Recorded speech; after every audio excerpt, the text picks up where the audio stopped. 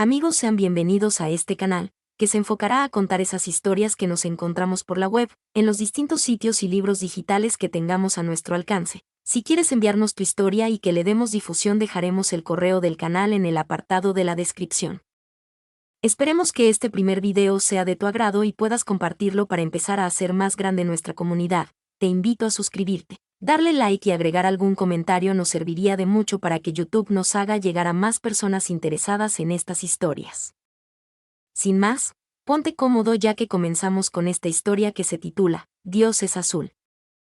A finales del otoño de 1968 la menor de mis dos hijas, que entonces tenía 2 años y medio, murió durante un cuarto de hora. Llevaba varios meses enferma, empeorando progresivamente. Había empezado a quedarse paralítica y más tarde presentó episodios de vómitos y ceguera. Yo era médico militar y me habían destinado a una pequeña unidad al pie del Himalaya. Llevamos a Durdana al hospital militar, a unos kilómetros de distancia, para que la examinaran, pero los análisis resultaron de poca ayuda. Apuntaron que los síntomas podían ser secuelas de una encefalitis vírica que no hacía mucho había acabado con la vida de varios niños de la región.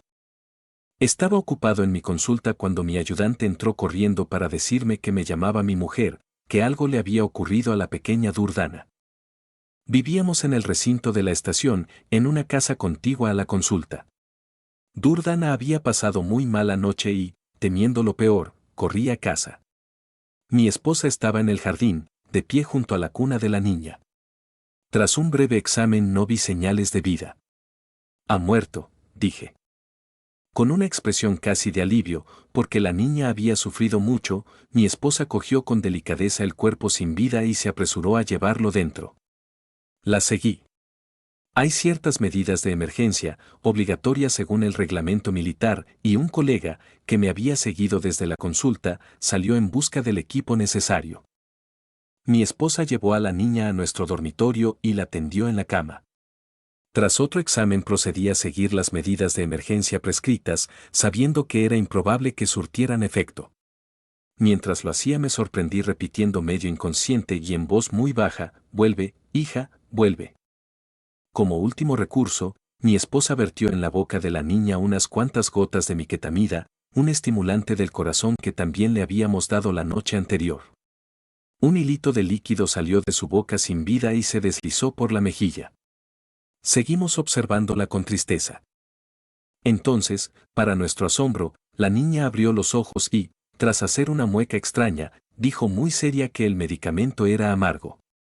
Entonces volvió a cerrar los ojos. Me apresuré a examinarla y ella empezó a dar señales de vida, si bien muy débiles al principio. Pocos días después, cuando Durdana se había recobrado de su muerte y mi esposa de su conmoción, madre e hija estaban en el jardín. ¿A dónde fue el otro día mi pequeña?, preguntó mi mujer. Muy lejos, a las estrellas, fue la sorprendente respuesta. Ahora Durdana es una niña inteligente y que se expresa muy bien, y lo que dice tiene que ser tomado en serio, o se enfada. ¿Y qué viste allí, cariño? Jardines. ¿Y qué había en esos jardines? Manzanas, uvas y granadas. ¿Y qué más? Había riachuelos, un riachuelo blanco, uno marrón, uno azul y uno verde. ¿Y había alguien allí? Sí, mi abuelo estaba allí, y su madre, y otra señora que se parecía a ti. Mi esposa estaba muy intrigada. ¿Y qué te dijeron? El abuelo dijo que se alegraba de verme, y su madre me sentó en su regazo y me dio un beso. ¿Y entonces? Entonces oí a papá decir, «Vuelve, hija mía, vuelve». Le dije al abuelo que papá me llamaba y tenía que volver.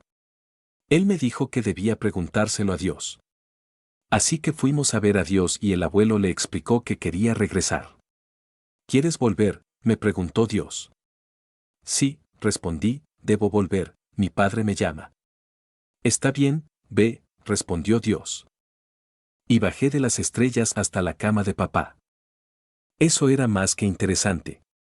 Durdana había bajado realmente hasta mi cama, donde raras veces estaba, ya que las niñas duermen o juegan en sus camas o en la de su madre, nunca en la mía. Y cuando Durdana volvió en sí no estaba en condiciones para saber dónde se encontraba.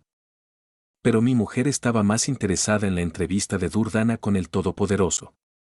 ¿Cómo era Dios?, preguntó. Azul, fue la desconcertante respuesta. ¿Pero qué aspecto tenía? Azul. Por mucho que entonces y más tarde intentara lograr que la niña describiera con más detalle a Dios, solo repetía que era azul. Poco después llevamos a Durdana a Karachi para someterla a un tratamiento de neurocirugía en el Hospital Jinnah. Tras una compleja operación en el cerebro, Durdana empezó poco a poco a recuperarse. Yo volví a mi trabajo, mientras mi esposa permanecía en Karachi con la convaleciente Durdana. Antes de marcharse para reunirse conmigo visitaron a varios parientes y amigos en Karachi. En casa de uno de mis tíos, mientras charlaban tomando una taza de té, Durdana empezó a pasearse por la habitación, apoyándose en los muebles para no perder el equilibrio. Porque estaba tan débil después de la enfermedad que todavía no era capaz de permanecer en pie por sus propios medios. De pronto gritó, «Mamá, mamá». Mi mujer corrió tras ella.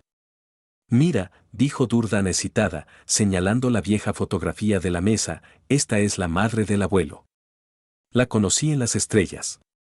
Me sentó en sus faldas y me dio un beso. Durdana tenía razón. Pero mi abuela había muerto mucho antes de que la niña naciera, solo había 2 fotos de ella, y ambas las tenía mi tío. Era la primera vez en su vida que mi hija visitaba aquella casa, y no podía haber visto esa fotografía antes.